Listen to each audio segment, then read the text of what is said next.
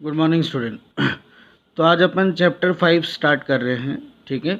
और उसका हम पहला ही लेक्चर डिस्कस कर रहे हैं, इंट्रोडक्शन। ओके, तो इसमें बच्चों आपको बेसिक ये ध्यान सबसे पहला टॉपिक ये आ जाता है हमारा कि जेनेटिक्स क्या है।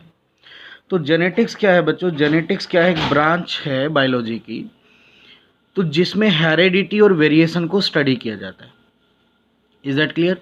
तो ये सिंपल क्वेश्चन है कि जेनेटिक्स किसको डील करती है। तो genetics is a branch of biology that deals with the study of heredity and variation. Okay, तो जेनेटिक्स जो है इसके जो फादर माने जाते हैं बच्चों वो है ग्रिगोर जोहान मेंडल, जिन्होंने मेंडलिज्म दिया था, आपको पता है ये बात।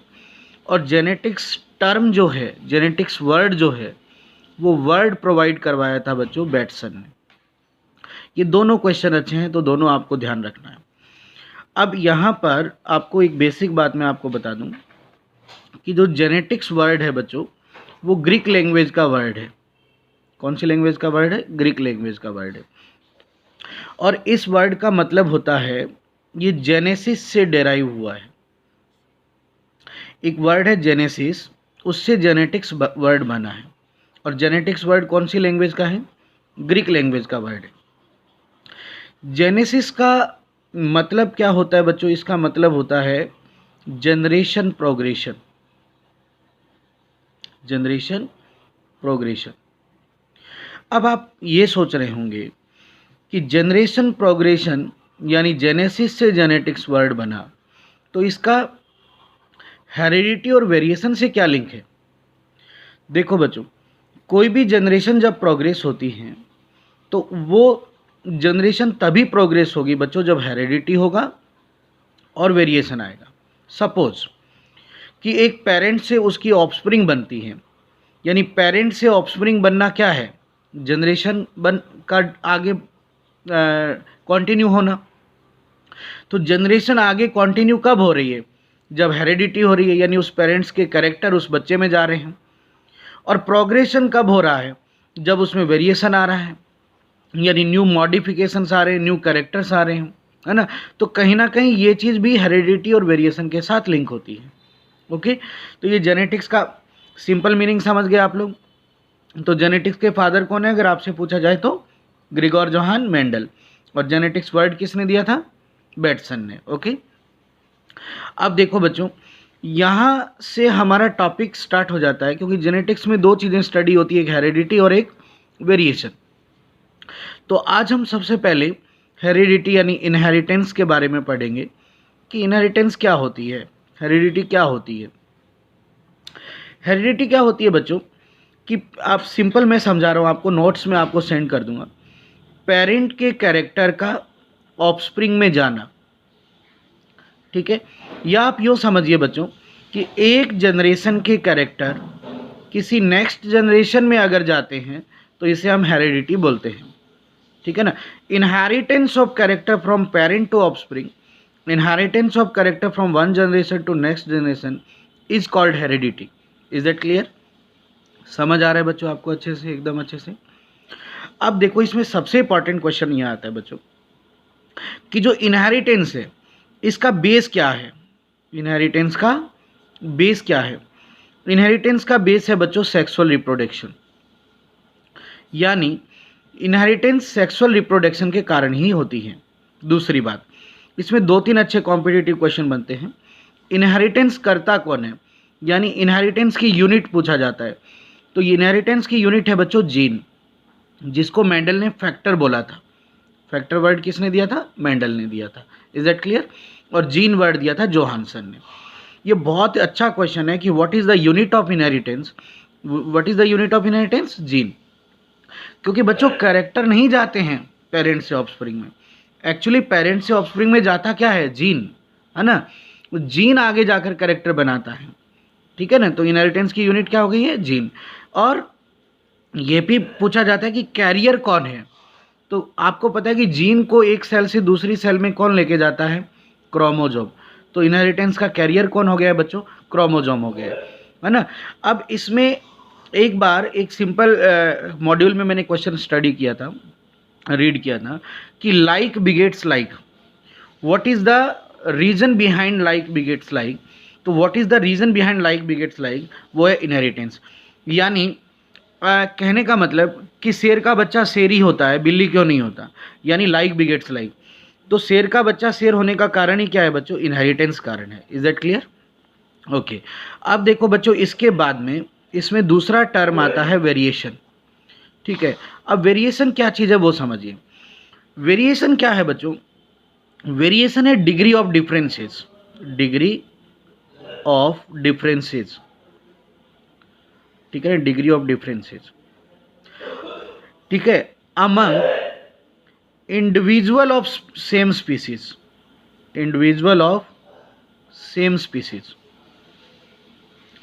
एक ही स्पीसीज के इंडिविजुअल एक जैसे होने चाहिए, जबकि एक ही स्पीसीज के इंडिविजुअल में जो डिफरेंसेस होता है उसी को हम वेरिएशन कहते हैं। या यूँ बोलिए कि degree of differences among offspring of same parent, offspring of same parent. यानी बच्चों, एक ही पेरेंट के बच्चों में जो डिफरेंसेस होते हैं उसी को हम वेरिएशंस कहते हैं। बात समझ आ गई बच्चों आपको? कुल मिला के बड़ी सिंपल बात है कि वेरिएशन जो है उसका मतलब है differences among individual of same species और differences among offspring of same parent. बात क्लियर हुई? अब देखो बच्चों, वेरिएशन जो है इसका भी अगर मैं आपको बेस पूछूं तो वेरिएशन भी, इसका बेसिस भी सेक्सुअल रिप्रोडक्शन आपको बताना है, क्योंकि रिप्रोडक्शन वाली यूनिट में हमने ये पढ़ा कि ए सेक्सुअल रिप्रोडक्शन जब होगा तो उसमें क्लोन का फॉर्मेशन होगा, और क्लोन क्या होता है, जो जेनेटिकली और मॉर्फोलॉजिकली पेरेंट्स के सिमिलर होता है, मतलब उसमें वेरिएशन नहीं आती है। तो वेरिएशन का जो बेस है वो है सेक्सुअल रिप्रोडक्शन। इसके अलावा बेटा इसमें सिंपल क्वेश्चन ये भी आ सकते हैं कि वेरिएशन किन कारणों से होती है। तो वेरिएशन के जो रीज़न हैं उनमें आता है बच्चों आपका एक तो मियोसिस। ठीक है बच्चों, क्योंकि मियोसिस के समय जीन एक्सचेंज होता है, यानी जीन रिकॉम्बिनेशन होता है, तो ये वेरिएशन का एक कारण हो गया। इसके अलावा वेरिएशन का कारण म्यूटेशन भी है। ठीक है बच्चों, म्यूटेशन यानी क्रोमोसोम चेंज या जीन चेंज। ओके, और वेरिएशन का कारण जो आपकी एनसीईआरटी में रिप्रोडक्शन वाली यूनिट में भी दिया था कि fertilisation is also reason of variation, है ना, तो ये भी जो है वेरिएशन के कारण आपको बताना है। Is that clear? समझ आ गया बच्चों? अब देखो बच्चों, वेरिएशन का इम्पॉर्टेंस क्या है उसके ऊपर भी हम बात करते हैं।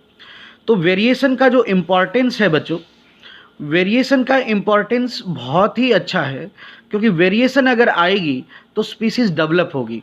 यानी variation help in speciation, speciation का मतलब होता है बच्चों स्पीसीज को डेवलप करना। वेरिएशन हेल्प इन इवोल्यूशन, यानी बच्चों जब इवोल्यूशन होगा तो उसके पीछे वेरिएशन ही जिम्मेदार है, क्योंकि इवोल्यूशन का मतलब क्या था कि सिंपल टू कॉम्प्लेक्स ऑर्गेनिज्म बने, न्यू ऑर्गेनिज्म बने, एक स्पीसीज से दूसरी स्पीसीज बनी, तो कहीं ना कहीं उसके पीछे क्या था, वेरिएशन था। अगर वेरिएशन नहीं होता तो आज भी हम मंकी ही होते, है ना। समझ आ रही है ये बात?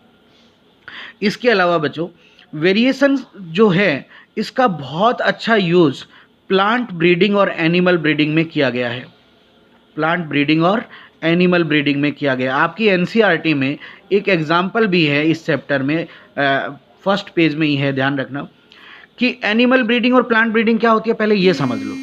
प्लांट ब्रीडिंग का मतलब है कि superior varieties banana. Is that clear? और एनिमल ब्रीडिंग का मतलब भी है कि एनिमल की सुपीरियर वेराइटी बनाना, और प्लांट ब्रीडिंग का मतलब प्लांट की सुपीरियर वेराइटी बनाना। अच्छा बच्चों, एक बात बताओ कि सुपीरियर वेराइटी कब बनती है? जब उनमें कुछ अच्छी अडेप्टेबल वेरिएशन आती है, बेनिफिशियल वेरिएशन आती है, तभी तो बनती है ना। तो वेरिएशन का यूज करके हम अच्छी वेराइटीज़ बना रहे हैं प्लांट और एनिमल की। और इसमें आपकी एनसीईआरटी में एक एग्जाम्पल लिया हुआ है साहीवाल। साहीवाल एक काऊ की वेराइटी है जो कि बहुत ही अच्छी वेराइटी मानी जाती है, जो हमने वेरिएशंस को यूज़ करके बनाया है। Is that clear? समझ आया आपको? अब देखो बच्चों, इसमें एक लास्ट बात करते हैं अपन छोटी सी। वेरिएशन जो है बच्चों वो दो टाइप की होती है। अब दो टाइप कौन कौन से हैं बच्चों? देखो, एक होती है बच्चों सोमैटिक वेरिएशन, ठीक है, और एक होती है बच्चों germ plasmic variation, germ plasmic variation, ठीक है ना। सोमैटिक वेरिएशन और जर्म प्लाज्मिक वेरिएशन। दो टाइप की वेरिएशन होती है बच्चों। सोमेटिक वेरिएशन वो होती है बच्चों जो ड्यू टू इन्वायरमेंट इफेक्ट, यानी ये किसके कारण आती है, इन्वायरमेंट के कारण आती है। दूसरी बात, सोमेटिक वेरिएशन जो होती है बच्चों, इनकी कभी इनहेरिटेंस नहीं होती। मैं मेन बातें बता रहा हूँ, जो कॉम्पिटिटिव बातें हैं आपको ध्यान में रखनी है। सोमेटिक वेरिएशन किसकी वजह से आती है, इन्वायरमेंट की वजह से। और दूसरी बात क्या है कि सोमेटिक वेरिएशन वो होती है बच्चों जिनकी क्या नहीं होती, इनहेरिटेंस नहीं होती है। और तीसरी बात बच्चों कि सोमेटिक वेरिएशन के जो भी कैरेक्टर होते हैं वो एक्वायर्ड कैरेक्टर होते हैं। एक्वायर्ड कैरेक्टर मतलब ये बर्थ के बाद डेवलप होते हैं। जैसे कि बच्चों एग्जाम्पल पूछे जाते हैं कि सोमेटिक वेरिएशन के एग्जाम्पल दीजिए, तो इसमें मैं बच्चों आपको एग्जाम्पल दूंगा। जैसे कि आपकी लर्निंग, तो आप लर्निंग का जो कैरेक्टर है वो आपने बर्थ के बाद एक्वायर किया है ना। फिजिकल फिटनेस जो हैं वो आप अपने बर्थ के बाद एक्वायर करते हैं। Is that clear? So these are the variations are known as somatic variation, है ना। अब लेमार्क का नाम सुना होगा आपने 10th क्लास में। लेमार्क ने ये कहा था इनहेरिटेंस ऑफ एक्वायर्ड कैरेक्टर, एक उसने अपना एक हाइपोथेसिस दिया था, इनहेरिटेंस ऑफ एक्वायर्ड कैरेक्टर। तो क्या वो सही था? नहीं था, क्योंकि एक्वायर्ड कैरेक्टर कभी इनहेरिटेंस नहीं करते हैं, क्योंकि एक्वायर्ड कैरेक्टर कौन सी वेरिएशन होते हैं, सोमेटिक वेरिएशन होते हैं। Is it clear? Now germ plasmic variation. Germ plasmic variation को भी बच्चों दो पार्ट्स में डिवाइड करते हैं हम। एक होती है कॉन्टिन्यूअस वेरिएशन और एक होती है डिसकॉन्टिन्यूअस वेरिएशन। ठीक है, अब कॉन्टिन्यूअस वेरिएशन देखो नाम से क्लियर है बच्चों, कॉन्टिन्यूअस मतलब लगातार, यानी ये हर जनरेशन में इनहेरिटेंस करेगी। तो कॉन्टिन्यूअस वेरिएशन वो होती है बच्चों जो ऑलवेज इनहेरिटेंस करती है, ऑलवेज, यानी एक जनरेशन से दूसरी जनरेशन में जाती ही जाती है। अब कॉन्टिन्यूअस वेरिएशन जो है वो किससे बनती है ये पूछा जाता है, तो ये बनती है due to meiosis, due to gene recombination के कारण बनती है। ये ध्यान रखिएगा आप। और यानी कॉन्टिन्यूअस वेरिएशन किस समय प्रोड्यूस होती है, सेक्सुअल रिप्रोडक्शन के कारण आती है, क्योंकि मियोसिस कब होता है, सेक्सुअल रिप्रोडक्शन में, और मियोसिस होगा तो जीन रिकॉम्बिनेशन भी होगा। अब आता है बच्चों डिसकॉन्टिन्यूअस वेरिएशन। देखो नाम देखो, डिसकॉन्टिन्यूअस यानी इनहेरिटेंस में और मे नॉट, इनहेरिटेंस हो भी सकती है और इनहेरिटेंस नहीं भी हो सकती है। इनहेरिटेंस में और मे नॉट हो भी सकती है और नहीं भी, इसलिए इसे बोलते हैं डिसकॉन्टिन्यूअस। और ये वेरिएशन आती है बच्चों म्यूटेशन से। किससे आती है? म्यूटेशन से। इज दैट क्लियर बच्चों? एक बात मैं आपको यहाँ पर थोड़ा सा अच्छा क्वेश्चन बताऊंगा। एक क्वेश्चन आता है बच्चों साल्टेशन, थोड़ा ध्यान रखना, मैंने एक दो बार ये मॉड्यूल्स में देखा है। साल्टेशन एक वर्ड आता है। साल्टेशन का मतलब है बच्चों हाई डिग्री ऑफ वेरिएशन।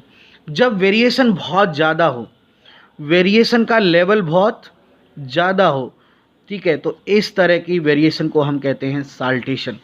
ठीक है, एक बात ध्यान रखना बच्चों, म्यूटेशन से जो वेरिएशन होगी वो अनप्रिडिक्टेबल होगी, उसका पता नहीं होगा, वो डायरेक्शनलेस होगी, है ना। उसमें पता नहीं है कि कब कौन सा कैरेक्टर बनेगा, क्योंकि चेंज होगा सडन कैरेक्टर। जबकि जो सेक्सुअल रिप्रोडक्शन से वेरिएशन बनेगी, यानी कॉन्टिन्यूस वेरिएशन बनेगी, वो प्रिडिक्टेबल होगी, वो एक फिक्स डायरेक्शनेबल होगी, उसका हमें पता होगा, उसमें एवरेज कैरेक्टर ही बनेगा, एवरेज कैरेक्टर के आसपास का कैरेक्टर बनेगा, कोई एकदम से नया कैरेक्टर नहीं बनेगा। जबकि म्यूटेशन से अगर कोई भी कैरेक्टर बनता है तो वो अनप्रिडिक्टेबल होता है। क्लियर है? कोई भी नया चेंज हो सकता है। तो आज का टॉपिक आपको समझ आया होगा बच्चों, ठीक है। नोट्स में सेंड कर देता हूँ आपको, आप प्रॉपर नोट्स प्रिपेयर करें, कोई भी डाउट है तो डिस्कस करें। Thank you very much.